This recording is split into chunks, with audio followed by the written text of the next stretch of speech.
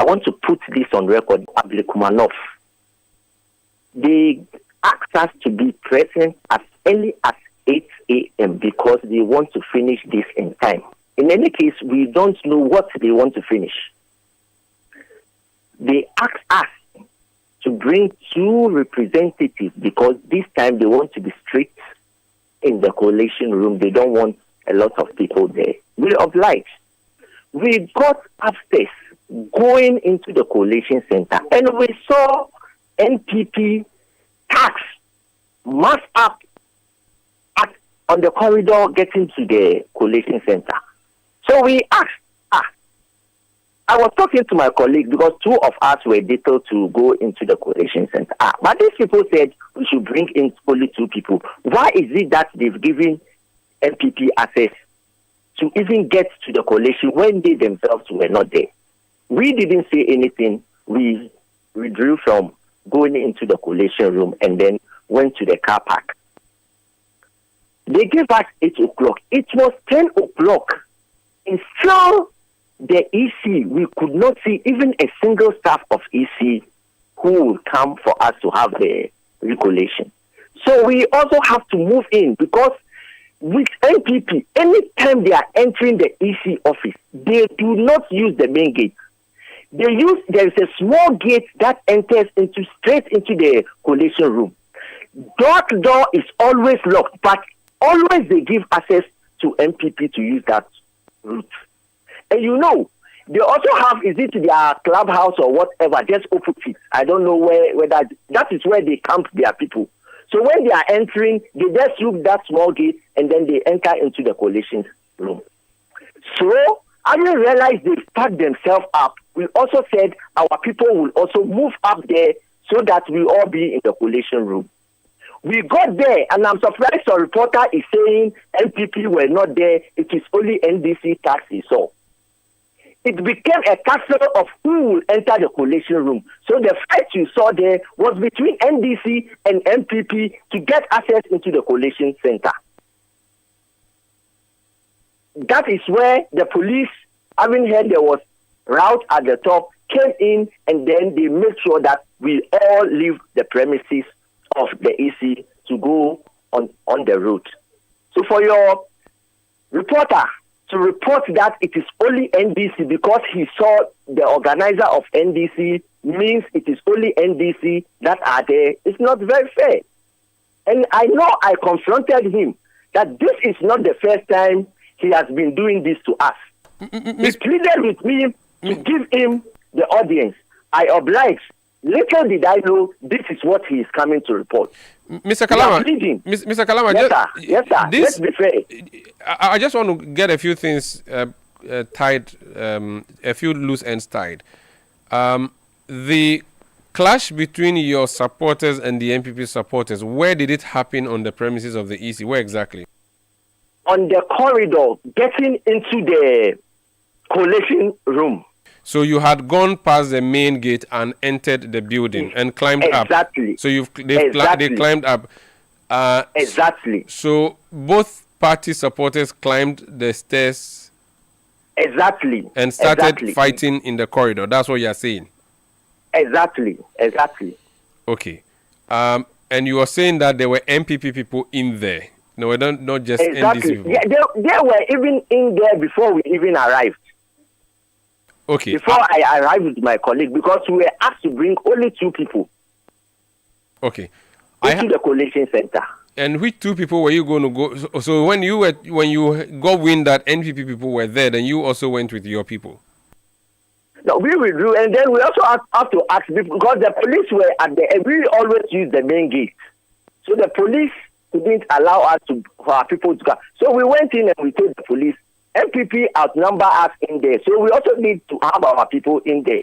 So if it was a clash between the 2 party supporters, how did the louver blades end up being destroyed and other properties of the EC? What was the connection? You see, that is my... Because the point is, why is it that we are being asked to stay far from the collation center and the MPP people are giving access into the collation center? This is all that is why I'm telling you, MPP all the time do not use the main gate. They use that small gate that has always been locked. Who gives them access to always use that small gate? Why don't they also use the main gate that everybody uses, that where everybody passes through? But in any case, my brother, you asked us to come for collation. You said we have 3 outstanding polling stations. The last time we had the collation, your own presiding officers from that polling station that work on the day said the pink sheets in front of them was fraudulent and was forged. Having said that, which other pink sheets are you going to use for the collation? Because your own officers, POs that worked on the day, said the pink sheet that was submitted for the 3 polling stations were fraudulent and was forged.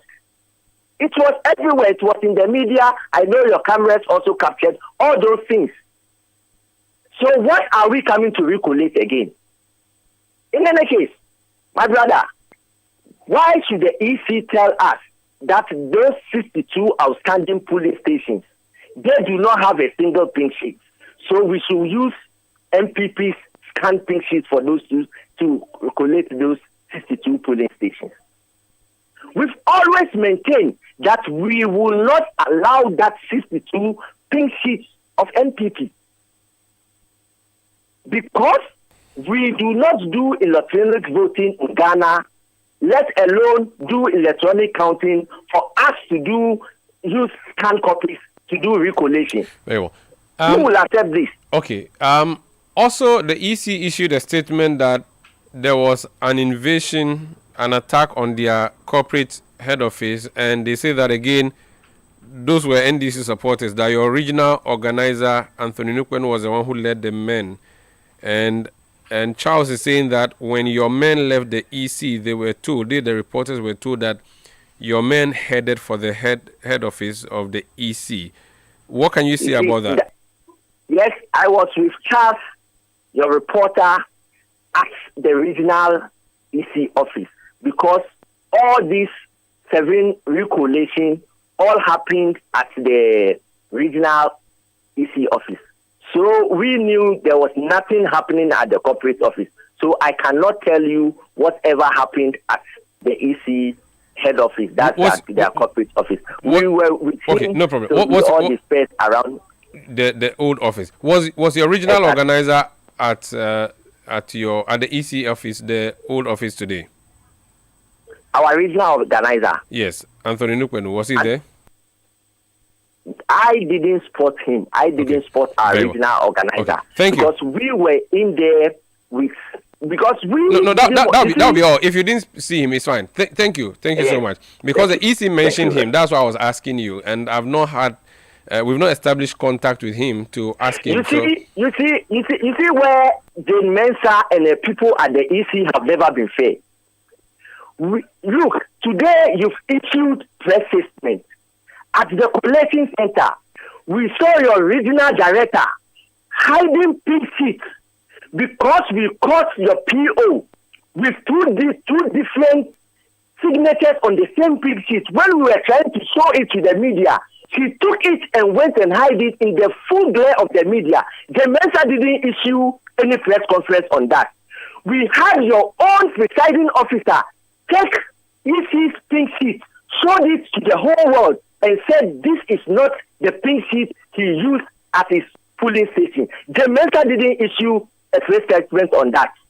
We had a presiding officer who said when he came and report and to the EC office, when he was asked to confirm the figures he had at the polling station, he told the returning officer that the pink sheet in front of him is not what he recorded at the polling station. Well. Yet the returning officer recorded those figures on the collation form. Okay. That one, the Mensa has not seen to issue a press statement because she herself is involved in those illegalities going on at the regional office. Let's leave it here. Thank you for speaking to us. Musa Kalama there, NDC organizer, Blekuma North Constituency. Charles, just a few things. First of all, he says that you were unfair to them. You heard him. I just want to understand a few things. At what time did you get to the EC old EC office this morning, and what time did you leave? And then, if there's anything else you want to respond to, please do. Well, I got there. It was past 8. Probably 8:30. Yeah, I didn't really check the time, but it was past 8. Okay.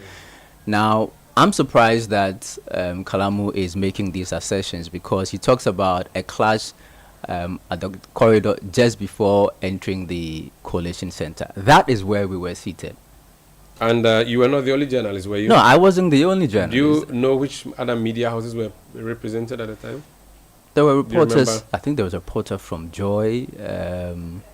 There were cameramen from Metro. There was a lady from Metro TV. Look, so we're seated there. These guys came in. One picked up the chair and smashed the window. How do you then turn around and tell me that this was a clash between NPP and NDC when you asked us to get our stuff and get out from there because the AC hasn't been fed to you and you're here to destroy stuff?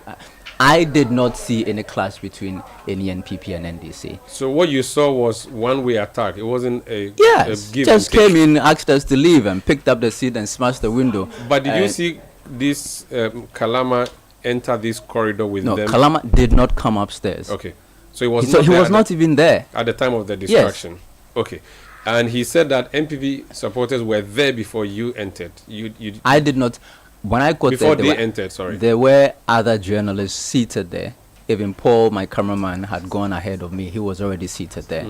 So I'm surprised that he would make these assertions. I told him earlier when he told me the exact same thing, that I cannot force him to accept my account of today's events, but I have my own account, which is that persons that I believe were affiliated to the NDC came to the coalition center, ransacked the coalition center. And I didn't see anybody I can describe as from the NPP. And Charles, also, just to be sure, we do not have footage of the distraction, do we? No, we don't. But I'm glad the Electoral Commission statement mentions that there are footages available that the police can use in their investigations. Does the EC office, the old one, does it have CCTV? Yeah, there are CCTV cameras inside the coalition center, but I have not checked for any outside. Yeah. Okay. Thank you so much. That's Charles Osukumi of the City Newsroom.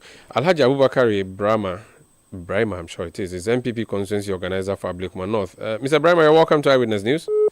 Apologies, I lost him there. This is Eyewitness News on 97.3 City FM. I'll take a break and be back with more. Please stay with us. Eyewitness News. Be there as it happens. Oh, jump on now. Go. Gugomi, and what time when you come back where I don't hear the sound of your car? Why you buy new car? No, I don't change my car. It be the same ride. It be the fuel way I change. Way one shouts it. Ever since I started using the all-new Excellium Premium Fuel, fortified with 3-in-1 action. Oh, Joe, now my car they run like electric car. No, it's so. This is the type of fuel where they want to. Because now engine they cost. Where they want for way if I buy it, it go protect my engine. And with the small way I buy, I go drive, sir. Absolutely. It's like strapping a turbocharger to your engine and giving it a protector. And what they bust my mind, Seth, be the 3-in-1 action, no? Excellium, they prevent up to 99% of deposit. It be anti-wear, some be anti-corrosion. Won't pay when I open them. Hey, so where can I find this magical fuel? Just head over to any Total Energy service station and your car will thank you. Hey, they make a finish my gobe fast, then rush go Total Energies. My friend, but why your hand my gobe inside? I give you info. Make a fill the gobe too small. Go. Excellium is designed to protect your car engine, decrease fuel consumption, and lower CO2 emissions. Don't say fuel, say Excellium. Choose Excellium, choose quality. If home is where the heart is, then let's go home, shall we? Let's go where the entertainment is, where the passion is, where the laughter is, and sometimes even the tears too. Let's go where we feel safe enough to share our opinions and send tweets, where we do that embarrassing little dance to our favorite song. Let's go home where the love, the care, and the joy live. There's no place like home. Connect your home to super fast internet with affordable data bundles from MTN Home. Visit broadband.mtn.com.gh or your My MTN app to sign up today. MTN.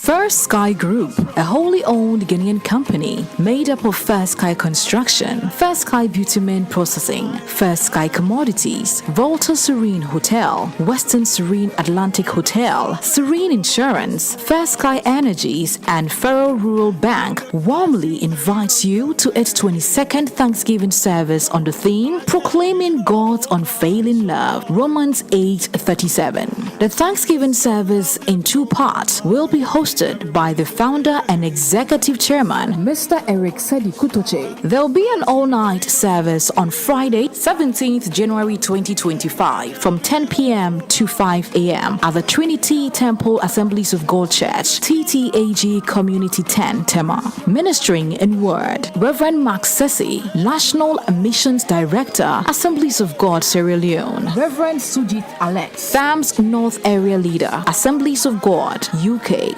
Thanksgiving service follows on Sunday, 19th January 2025 at the main auditorium of the Accra International Conference Center. The time is 10 a.m. Guest speaker, Reverend Stephen Yensum Wingham, General Superintendent, Assemblies of God, Ghana. Chairman for the occasion, Most Reverend Professor Johnson Kwabena Asamoah Jedu, the presiding bishop, the Methodist Church Ghana. Ministering in music will be MOG Music. Also in attendance will be His Eminence Archbishop Nicholas Duncan Williams, Reverend Professor Paul Frimpong Manso, Immediate Past General Superintendent, Assemblies of God, Ghana, Apostle General Sam Kwanchi Ankara, Royal House Chapel International, Reverend Steve Mensa, Charismatic Evangelistic Ministry, Most Reverend Dr. Paul Boafo, Apostle Professor Kwejo Opoku Onyina, Reverend Dr. Lawrence Tete, Reverend Dr. Sylvanus Amegashiti, Elom Group Corporate Chaplain, First Sky Group, and many other senior clergy.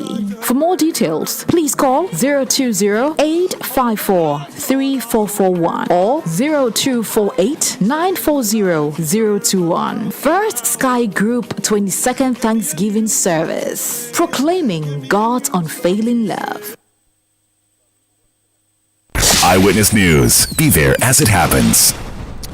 You're welcome back. This Eyewitness News on 97.3 CTFM. If you're just joining us, we spoke to Charles Ozukumi, a reporter who went to observe the vandalism that was recorded at the old EC offices in Accra, which is the Coalition Center for the Ablekuma North constituency. We called up the NDC organizer for Ablekuma North, Musa Kalama, who said that it was an attack between the two parties and that because the EC was being unfavorable. Let's hear from the MPP now. Alhaji Abubakari Brahma is MPP constituency organizer at Ablekuma North. Alhaji, you're welcome to Eyewitness News. Thank you, Omar. Good evening to your listeners too. Good evening to you too. I don't know if you listened to Mr. Kalama, who I spoke to earlier. Yes. And you've also heard our reporter. Were you at the EC office today yourself? Yes, I was at the EC office, but I didn't enter the office, but I was around the office. Okay. Mr. Kalama says you were using a back route into the building after moving out of your... Omar, I don't know what my brother Kalama is calling a back route, because EC has two doors. One is a small door, and one is a big door, which cars pass to enter their yard. And because of security, the police don't allow people to use the main entrance. They don't allow people to use the main entrance unless you park your car somewhere and walk through to the small door, and they will access you. Then you enter. So I don't know what my brother is talking about, that we are using a small route or where. Because if he doesn't have any doors, that be a secret door that somebody has to pass without the police access you. Okay, but did your people go to the place today? Did MPP supporters go there? We as MPP, since the court give order that there must be a coalition on the issue should complete Ablekuma North coalition. We have never gone there with any party members except our parliamentary candidate, me, the organizer, and 3 polling agents that will always go. But when we go there, they will just say that they don't need people there. They only need only two agents, private candidates. So sometimes I've been the organizer. I have to exchange with my parliamentary candidate to go and attend other business. Then I'll be at the coalition center with our agent. Yes, but specifically today, how many NPP people were at the coalition center? Today, this morning, I went there with my parliamentary candidate, with our two agents, with our MP driver, the parliamentary candidate driver. With the parliamentary candidate driver, we found ourselves somewhere to park.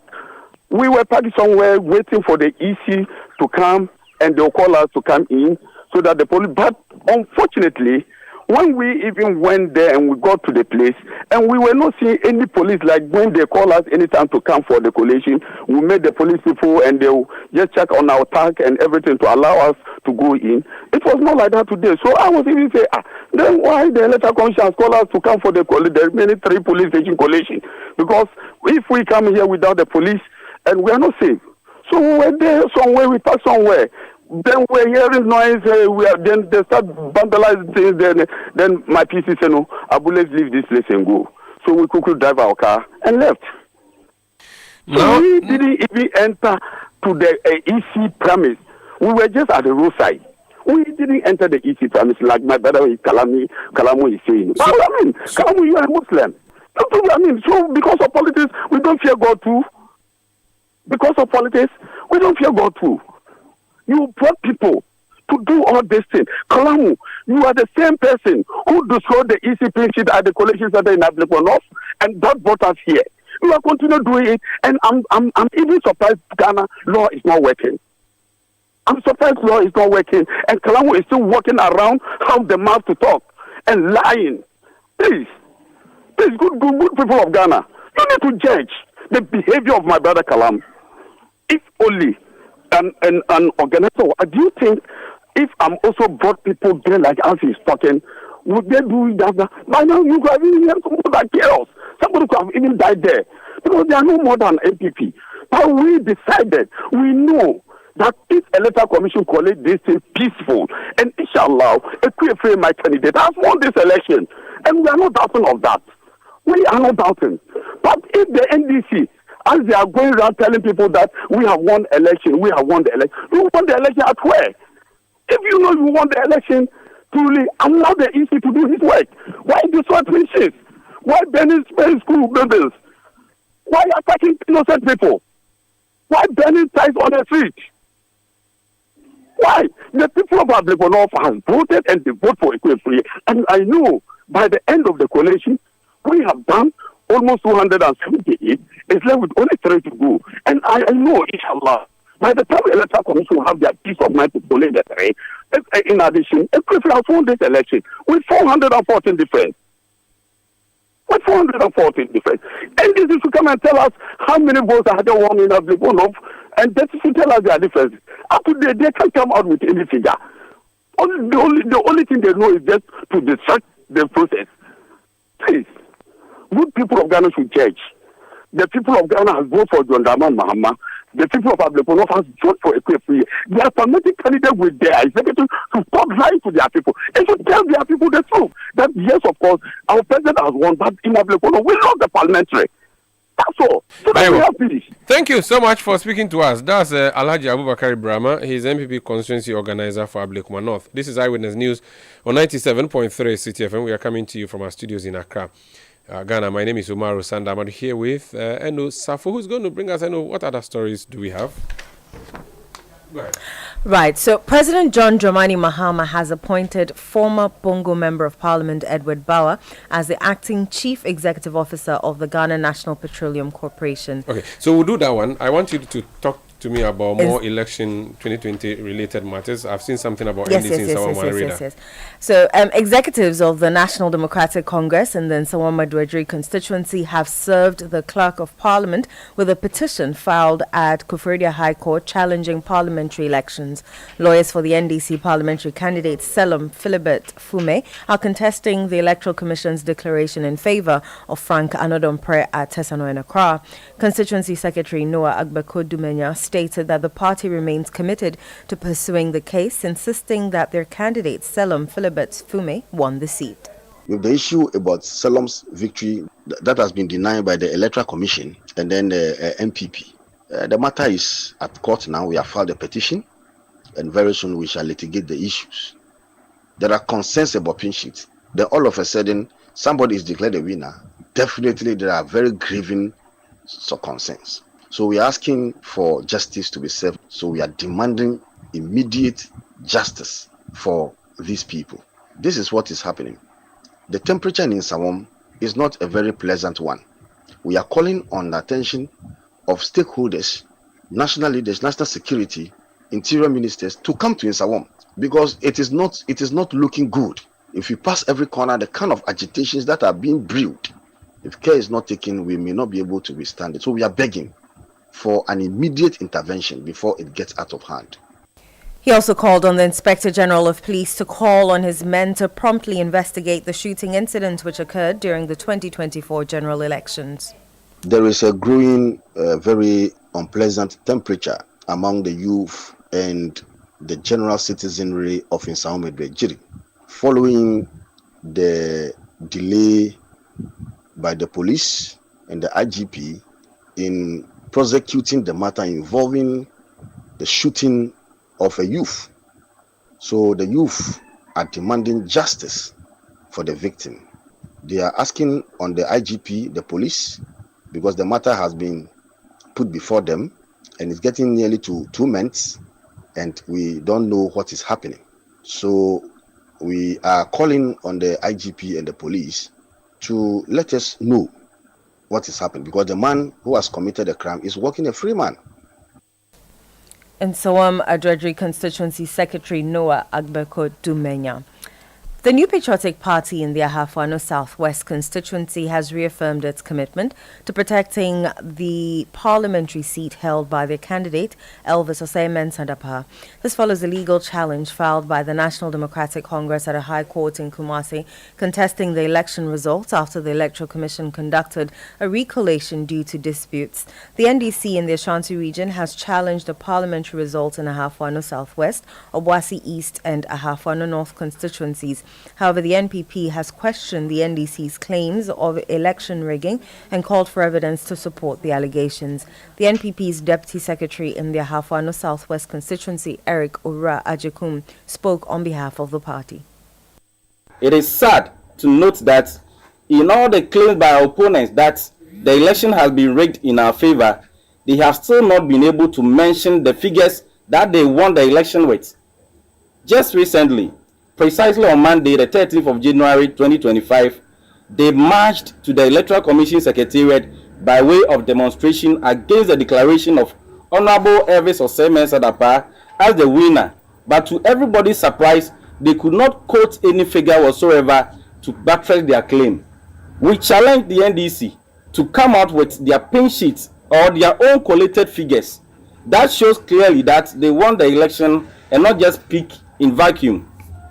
We want to remind them of how discerning and sophisticated the good people of Ahafo Southwest are, and that they cannot continue to take them for granted and throw dust into their eyes.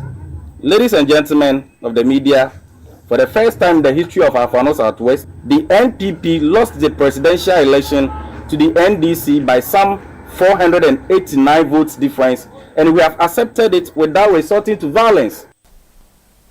NPP's Deputy Secretary in the Ahafo Southwest constituency, Eric Orajikun. This is Eyewitness News on 97.3 City FM. Let's talk about senior high schools now. The Member of Parliament for Akachi North is Peter Nochukote. He was a ranking on the Education Committee of Parliament in the last Parliament. You're welcome to Eyewitness News, sir. Thank you very much, and good evening. Good evening. I know that the House, the 9th Parliament, has been reconstituting the committees. I don't know if that has been completed. Which committee are you on, so we can refer to you appropriately? No, it has not been constituted. Only 3 committees were formed. So the Committee of Selection is still working on that? Appointment Committee, Business, and then the Committee of Selection. Very well. So that committee is still reconstituted. Very well. We understand that the government has started distributing food stuff to senior high schools. What do you know about that, if you can share details with us? Yeah, the president gave instructions to the chief of staff that in view of the food shortage hitting the senior high schools in the country, there were some food items at the warehouse in Tema. So those food items should be distributed to the schools. So the chief of staff put up a task force in place, and I'm a member of the task force. My deputy, Dr. Park, is also a member of it. So we started the meeting on Monday. We looked at the issues confronting the free senior high school as far as the feeding is concerned. And we got to know, Charles was in attendance on Monday, that there was no money to run the schools. And if we waited any longer, there will be very bad or chaotic situations in our senior high schools. So we engaged the Minister of Education and then the GES, and gave us data on what was needed in each school. And we have been able to allocate part of the rice that will be okay for the schools in the next 31 days. So for now, they started dispatching the rice from Tema warehouse. We were there yesterday to supervise the beginning of the process. And today, too, they have started or continued. We served Greater Accra yesterday, and today they are working on central and eastern regions and other regions that can be possible today and tomorrow. Very well. And so this is food that hitherto was meant for people who suffered drought in the north. How do you reconcile that? They were supposed to be taken care of. You have diverted that food to come give to the students. What happens to them? Well, I will not say diverted. We just put into it's an emergency as well, where our children, especially the young ones, don't have anything to live on in school. So there's a need for us at least to use this one as a stop-gap measure, so that we are not using all the rice anyway. We still have some rice left over there. We are distributing 139,872 bags to the various schools. That will last them for 1 month. And then we are putting in place measures. As I'm talking to you, money is being released to the schools for them to procure food items. So we are only using part of it, but if you use all, it is for a good purpose. So we can take care of the drought areas very soon. So I can tell you that it has come to save the situation, a very situation that was, in fact, important to all of us to find a solution to. So I can assure you that we are taking care of the schools so that our children can eat better food and then get energy to learn. Very well. Thank you so much for that. But as the names are dropping, we've not heard your name. Where are you going to? Which ministry? Well, I am not the appointed authority, so I don't know where I'm going yet.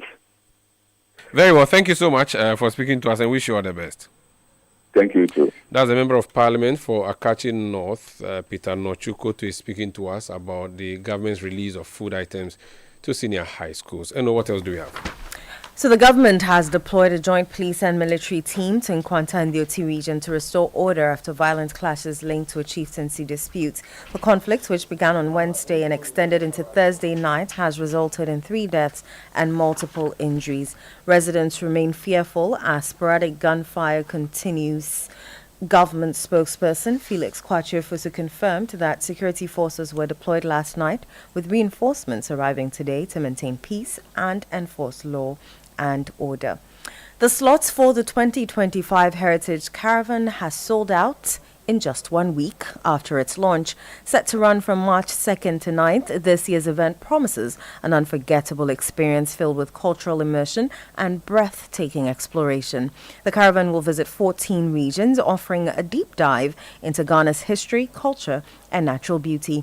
Head of Events and Partnerships at City FM and Channel 1 TV, Firma Dunyame, shared more details on this year's caravan in an interview. Oh, in fact, for those who have not registered, they don't even come close, unfortunately, because we were looking at about 100 participants. We registered over 300 participants, and we broke communications on Tuesday. Now, we are even overwhelmed because last year, in 2024, it took about 2 weeks, from when communications was broken to getting sold out. In fact, this time around, in 3 days, the whole thing has been sold out. So we even have people who are on the registration list, but unfortunately, we can't take everybody. So it's unfortunate, but I'm sorry for those who couldn't make it on time. So, it's officially sold out. What's next? So at this point, I'm sure those who made it, are just going to get ready. So we are just going to send communication out on what next to do. And at this point, we are just communicating with those who are on the caravan this year. Head of Events and Partnerships at City FM and Channel 1 TV, Firma Edunyami. Eyewitness News. Be there as it happens. Oh, jump on now. Go. Go me. At what time when you come back, we are not hear the sound of your car? Why you buy new car? No, I not change my car. It be the same ride. It be the fuel way I change. Way one shouts it. Ever since I started using the all-new Excellium Premium Fuel, fortified with 3-in-1 action. Oh, Joe, now my car they run like electric car. No, it's so. This is the type of fuel where they want to. Cause now engine they cost. Where they want for way if I buy it, go protect my engine. And with the small way I buy, I go drive, sir. Absolutely. It's like strapping a turbocharger to your engine and giving it a protector. And what they bust my mind, Seth, be the 3-in-1 action, no? Excellium, they prevent up to 99% of deposit. It be anti-wear, some be anti-corrosion. Won't pay when I open them. Hey, so where can I find this magical fuel? Just head over to any Total Energy service station and your car will thank you. Hey, then make a finish my gobe fast, then rush go Total Energies. My friend, but why your hand my gobe inside? I give you info. Make a fill the gobe too small. Go. Excellium is designed to protect your car engine, decrease fuel consumption, and lower CO2 emissions. Don't say fuel, say Excellium. Choose Excellium, choose quality. The festive season is here. You know what that means. Groceries, bills, and so many unplanned expenses. But don't panic. There's a cool new feature on Haptel you have to know about. It's called Pay Small Small. Yes, like the name says, pay small. It's Ghana's first widely and instantly available buy now, pay small service. With Pay Small, you can buy food, groceries, airtime, and pay all your bills without paying the full amount upfront. So this festive season, you're sorted. Pay a small fraction of what you're buying now and spread the rest into 3 weekly payments. All you need is your Ghana card to activate it, and you're set. It's the perfect solution to keep your pockets in check this festive season and beyond. So don't wait. Go to your Haptel app now and choose Pay Small as your payment option. Haptel is everything you.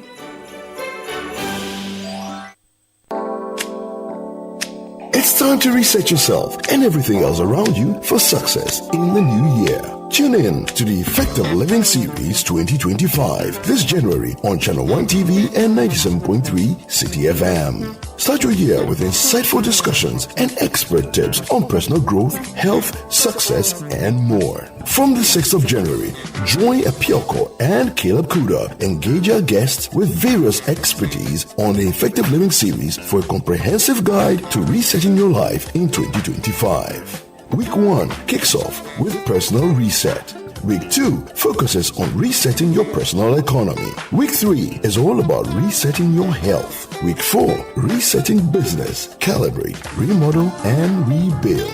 Catch the Effective Living Series live on the City Breakfast Show on 97.3 City FM and Breakfast Daily on Channel 1 TV, Monday through Thursday. Don't miss out on transforming your life for the better every week only on Channel 1 TV and 97.3 City FM. The Effective Living Series 2025 is powered by Channel 1 TV and 97.3 City FM and is proudly sponsored by Hallmark Cafe. Hallmark Cafe, delight in every sip and bite.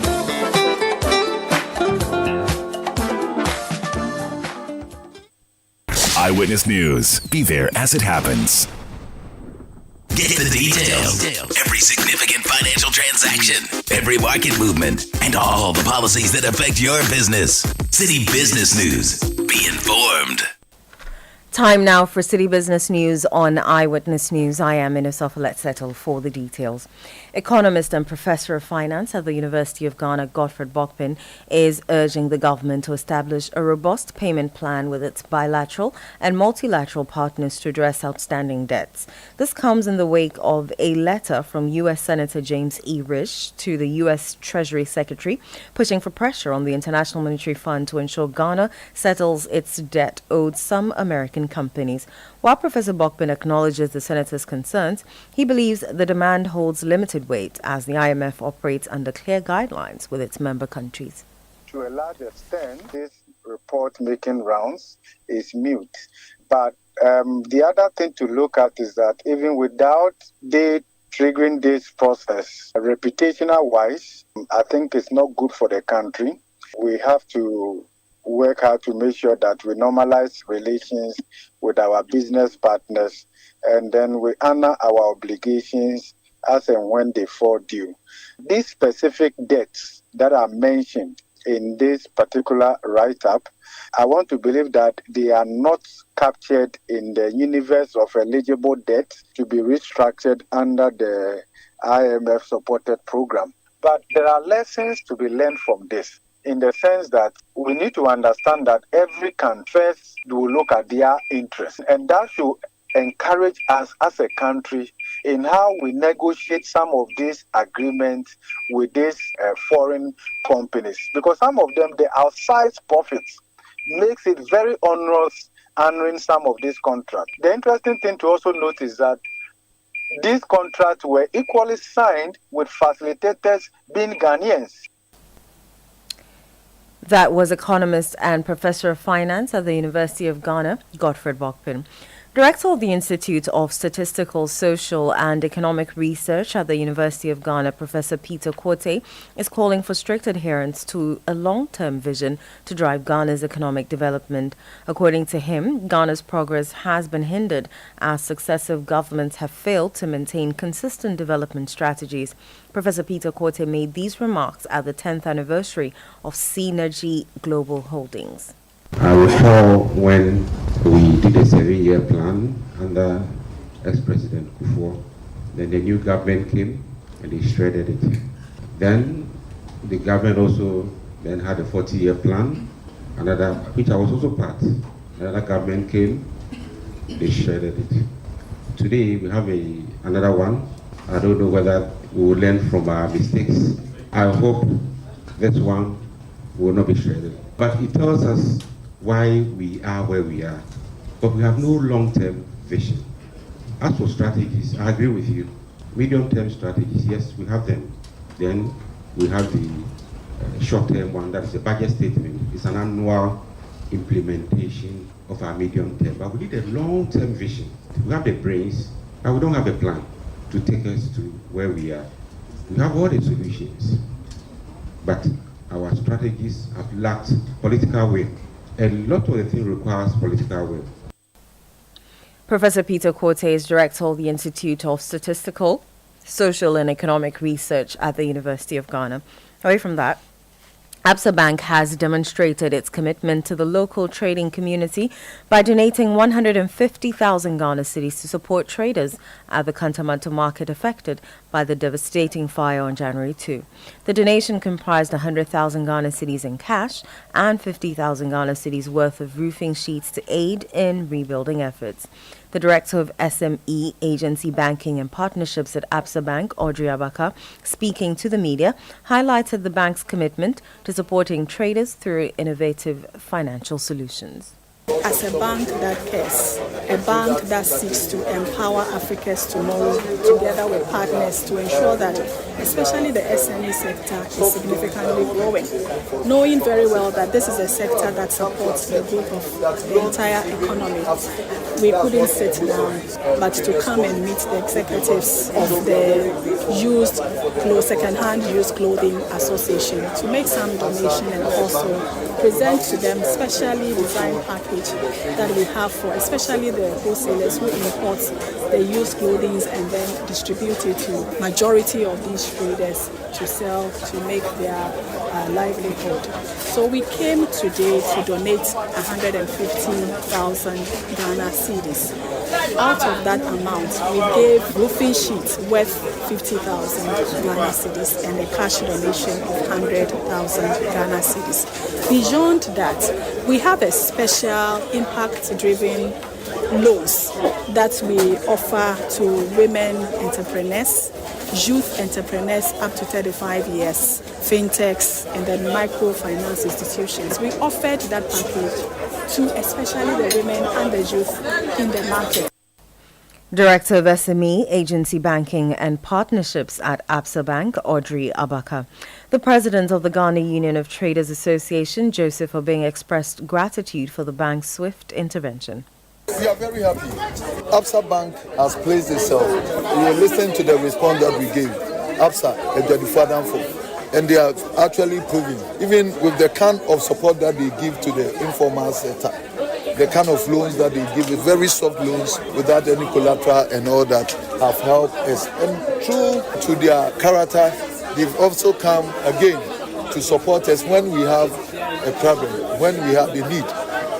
So it shows the integrity of this bank, and I'm very happy. That's why we are also appealing to the other banks who are mostly also doing business with our people here to also follow suit to render their support to us.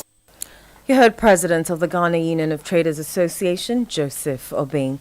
And that's all for City Business News on Eyewitness News. I am Inusafo. Up next is Point Blank. Detailed news, unparalleled coverage. City News on 97.3 FM.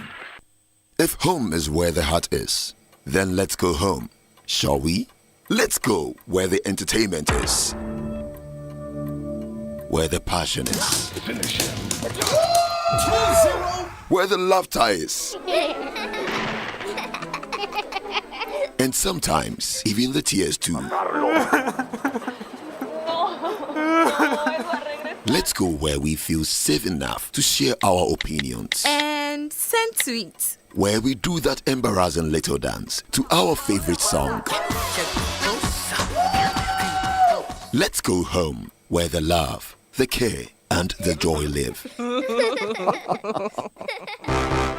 There's no place like home. Connect your home to super fast internet with affordable data bundles from MTN Home. Visit broadband.mtn.com.gh or your My MTN app to sign up today. MTN. Where the party there today? Make the holidays unforgettable. Treat your family and friends to a celebration at the African Regent Hotel. Join us daily to enjoy delightful welcome drinks, mouth-watering delicacies, and soothing melodies in a relaxed atmosphere throughout the festive season. All at unbeatable offers. Plus, take advantage of our special holiday accommodations for a complete getaway experience. Come for unforgettable performances this and every Friday at Zong inside the African Regent Hotel from 6 p.m. If you're in need of a modern equipped space for conferences, meetings, events, and parties, call or WhatsApp us on 0268 265 386 or 0302 765 180 to make your reservations today. You can also email us on res@african-regent-hotel.com. African Regent Hotel. Simply Afropolitan. It's time to reset yourself and everything else around you for success in the new year. Tune in to the Effective Living Series 2025 this January on Channel 1 TV and 97.3 City FM. Start your year with insightful discussions and expert tips on personal growth, health, success, and more. From the 6th of January, Joy Apioko and Caleb Kuda engage our guests with various expertise on the Effective Living Series for a comprehensive guide to resetting your life in 2025.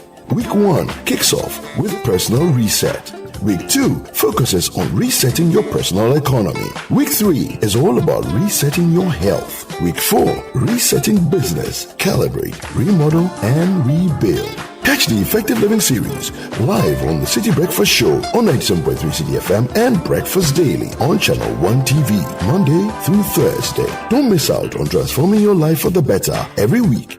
have dreadlocks because they have not had their hair cut in so long a time. So yeah, on the account of the narrative of fellow Ghanaians, Ghana never broke. Okay, what else did the president say? The noise.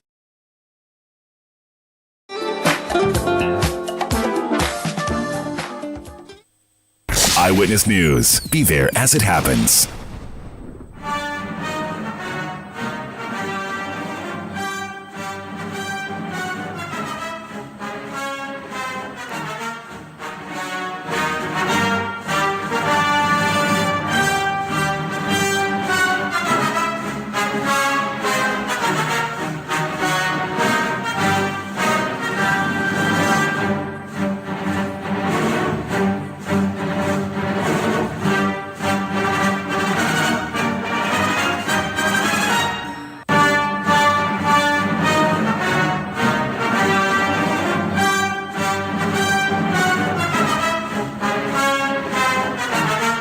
This is Point Blank on Eyewitness News.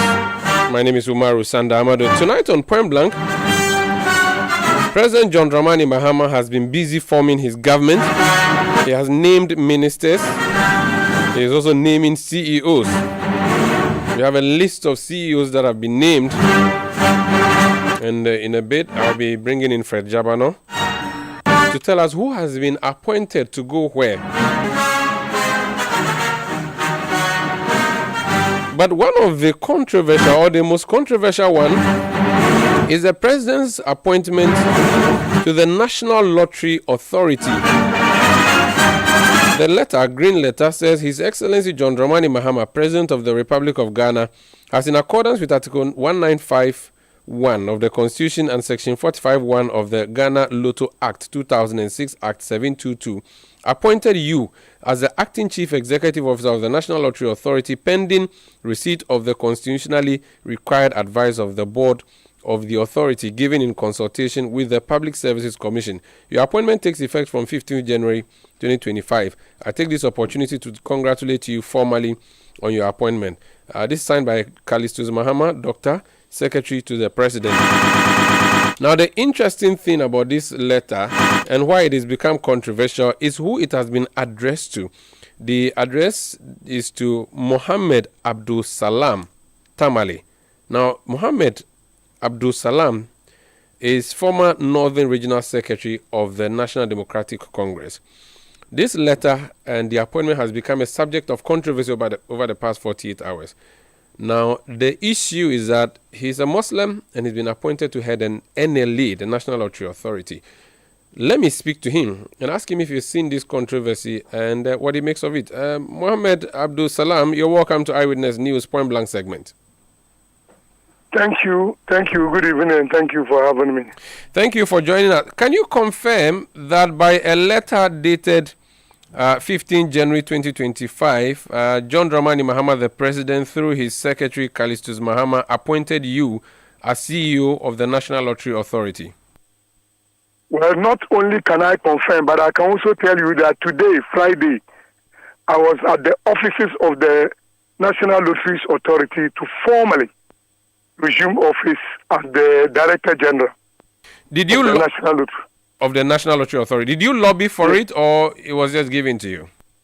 Well, that is another matter. Politics, I cannot say that it was given to me because I lobbied for it. Neither will I say that I was just seated and it's given to me. The very day I joined NDC, I developed ambition for growth. So I see it as a part of the path of my growth. When you are campaigning for the NDC to be elected with the hope that you may be given an appointment, was the NLA the place you were hoping to go to? There is nowhere in government that I ruled out as an opportunity. If I'm given to serve, I would not avail myself. Nowhere. As far as the laws and rules of Ghana allows for that system to exist as part of our governance, I expected that I could be given any role to play in government. So far as it is not illegal, I had that expectation. Okay. Now, this appointment to the NLA, did it come to a shock to you, or it came as an exciting news? It came as a very, very exciting news to me. Very, very exciting news, personally. Yes. Okay. Now, the issue in question now is the attack you are facing on social media from Muslims who say, first of all, are you a Muslim? I am a practicing Muslim. I'm not just a Muslim. I'm a practicing Muslim. But I'm not a fanatic, neither am I an extremist. Have you prayed Maghrib this evening? In fact, before you interviewed me, you should have been seeing me on video. I'm in my white yelabia after Maghrib. Great. The Muslims on social media are saying, and even non-Muslims alike are saying, as a Muslim, you should not take up a position as NLA boss. What do you say to that? My predecessor is a Christian. I don't know which part of Christianity allows for a Christian to assume that office. I don't. Salam, sorry, I lost you. Can you say that again? Hello, Salam? Hello, Salam? Apologies, I have lost Abdul Salam, who has just been appointed the head of NLA. I'll come back to him. I'll re-establish connection with him. This is Eyewitness News, the segment known as Point Blank. And I was speaking there to the newly appointed. In fact, I've just seen a photograph of Mr. Salam being in a photo, in a handshake with Sami Wuku, the outgoing, or the man who has just handed over as NLA boss, National Lottery Authority boss, and which means that he has taken the position today. Do I have him back on the line? Mr. Salam, Abdul Salam, yes. You were explaining to me your response to the comments made by Muslims that you have occupied an NLA position. You should not. I'm saying that comments made by a section of supposed Muslims. There's no Muslim that have teamed up to make a statement against my appointment. You see, religion is such that, spirituality is such that it is between the individual and his maker. There is nowhere in the scriptures, any scriptures, where the judgment on any individual, creation of our Lord, is to another individual. Judgment is between an individual and his Lord. So that is why the religion teaches that we came individually, and individually shall we all return to him. And only God can sit in judgment. Almighty Allah, we are told, is the forgiver of sins, and he is one who enjoys forgiving his creations. Okay? So I cannot find any Muslim under the sun who can stand anywhere and tell me that, my piety is to the extent that I can void that. I have never sinned against my God. So religion has nothing to do with governance. Ghana is a secular state. There's nowhere anybody will say that this person will occupy this position because he's a Christian. And this position will be occupied because the fellow is a Muslim. Or this person because he's a Christian. Institutions of state are supposed to be manned by people deemed to be competent so to do. And the appointing authority deemed fit that Mohammed Abdul Salam at this particular point in time, given the opportunity, can man the National Lottery Authority. And that has been given to me, and I have consented to it. I have sent a formal letter accepting the appointment. There should be no controversy about that. Do you stake lotto, or have you ever staked lotto, sir? It is not about staking or have you ever. In fact, I have worked. I have received lotto before in my lifetime. I've worked in a lotto office before as an employee. And you have staked lotto before? I didn't see anybody talk about Omar, who in Ghana has never staked lotto. I don't think there's anybody in Ghana who has never, because people go to MTN and others and they take bonuses. No. I just want just answer the question. Have you staked lotto? No. You see, when we say lotto, I'm talking about the one in the kiosk. Have you done that before? Have you staked lotto before? I'm saying that I have sold and seized lotto before. No problem. But have you gone to stake? Have you gone to stake some at the lotto kiosk before? No, I haven't done that. Do you consider lotto sin in Islam? I don't. Our actions are about our intentions. Okay, I just Googled, is lottery haram in Islam? And the first answer that comes up says, and it's quoting Quran chapter 2, verses 219. And it says, thus does Allah make clear to you his signs in order that you may consider And the quote continues. He says, "O you who believe, intoxicants and gambling, dedication of stones and divination by arrows are an abomination of Satan's handwork. Eschew such abomination that you may prosper." This is Quran chapter 5 verse 90. What do you say to that? Can you Google about secular banking? What Islam is about banking? And how many of those Muslims complaining has no bank accounts? But do you agree that this verse of the Quran that I just read to you... agreement, Umaru. It's not about agreement. Spirituality, I told you, is between the individual and his God. So I'm not to challenge the contents of the Quran. I'm not somebody who is lettered in the Quran. I'm a Muslim, but I'm not somebody who has read the Quran. I haven't been to any Islamic school. Since this your appointment came up... I'm a moderate Muslim. What does moderate Muslim mean? Moderate Muslim means I'm not an extremist. I don't cast things in concrete. No. Since your appointment came up, since this appointment came up and people kept asking you on social media not to accept... You see, people wanted the position. And because the opportunity didn't go for them, they thought they could use this angle as a way of running the person who has been given down. Or to that to discourage the person from accepting it. Have you asked your local imam whether... I don't need to ask anybody. I am 53 years old. I'm grown enough to take a decision for myself. I don't need to ask an imam. How does your family feel about this decision? My family is excited that their family head has been elevated to a position of respect. If you go to the mosque and people say what you have done is a sin, or the imam tells you, quotes this verse for you, for instance, says that what you have done is sinful, would you relinquish the position? The imam would have been committing a sin himself. Because nowhere does the Quran encourage anybody to directly go and tell somebody that he has committed a sin. What would be your priority? I don't think any imam can see me in the face and say, what you have done, you have committed a sin. I would have counted the sins that such an imam have committed himself. Which means that no going back, no turning back for you, NLE all the way. If there's anything that I would do, I'm saying that Monday, if you come to the office, God will, inshallah, if I'm alive and well, you'll find me working. That's where the focus is. One thing about me is that I'm focused. I'm resilient. When I believe in something, I work for it. I don't need distractions. The most important thing is that I've been given a job. I have to focus and get the job done. What would be your what is important. What would be your key priority at NLE?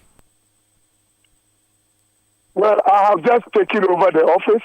I cannot speak to the nitty-gritty issues of NLE.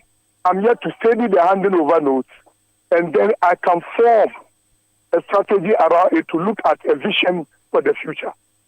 Until that is done, I cannot immediately begin to assume I know a lot about NLE or no.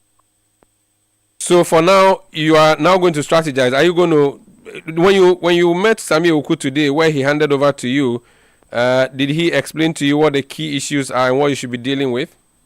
He handed over notes, volumes of notes that I have to study. If I have questions, it's available for me to discuss. Thank you so much for speaking to us. Just out of curiosity, though, during Zuhur, Asr, you would go and pray and come back and continue with your... I'll pray even in the office. I won't go out. I'll pray in my office. Which means you would have your sajada in the office. I'll have sajada and buta in the office. And I'll pray there. And when... I'm not praying to any Muslim. I'm praying to my God. And when the prayer is between myself and my God. And when it's 5 p.m. and they have to do Wheel of Fortune, that thing, you go and, if there's need for you to go and do it yourself. In fact, you even see me on television, I'll be seated there. Will you wear jalabia and hold a tasbih? I won't wear jalabia. It's not the dress code for the job. Oh, okay. Alhaji, thank you so much. No, have you gone to Hajj? Can I call you Alhaji? Oh, well, I don't like the title Al-Hajj because there's no Muslim title called Al-Hajj. I know, but have you gone... addressed to you when you are a visitor in Mecca. I know, but have you gone to... the same imam is calling people Al-Hajj. Have you gone to Hajj, though?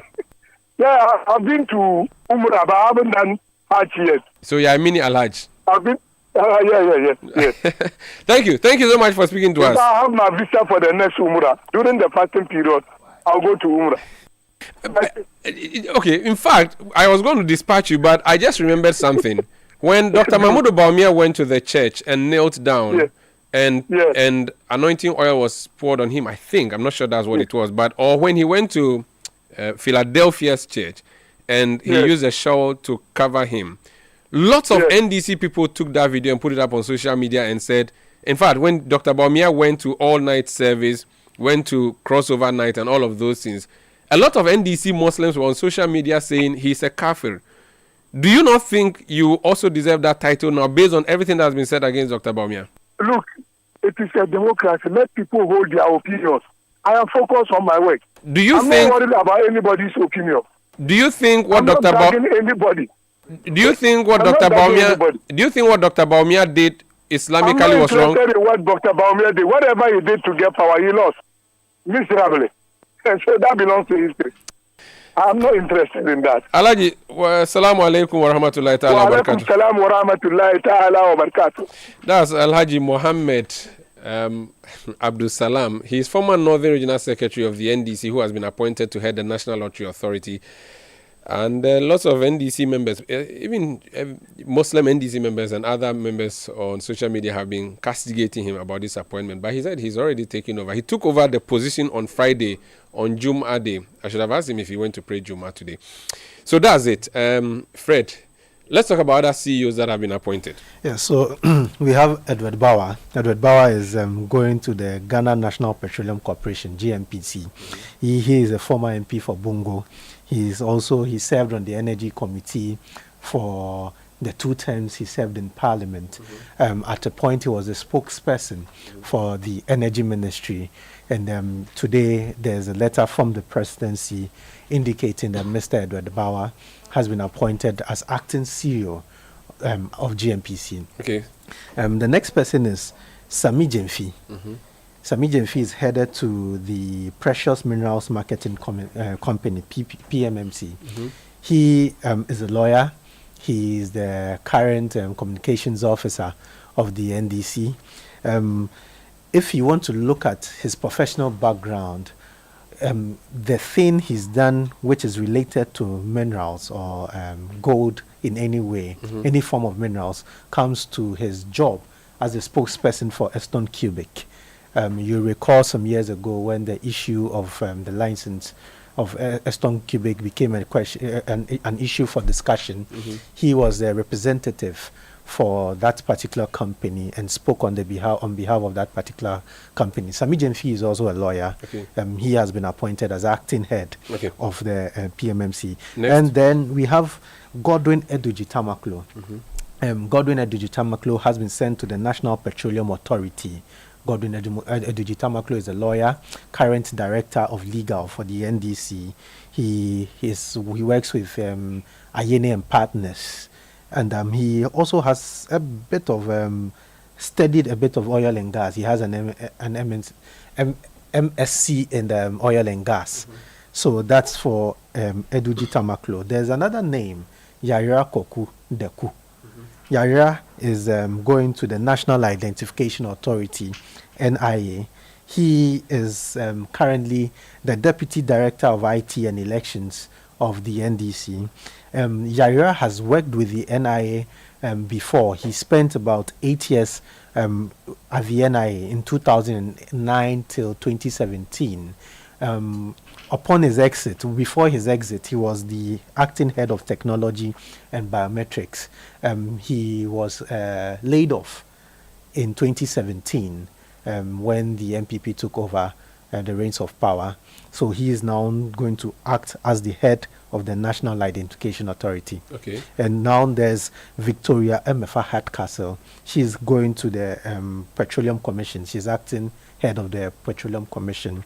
Victoria Emefa Hardcastle is a legal practitioner. She works with Lita and Brew, the law firm Lita and Brew.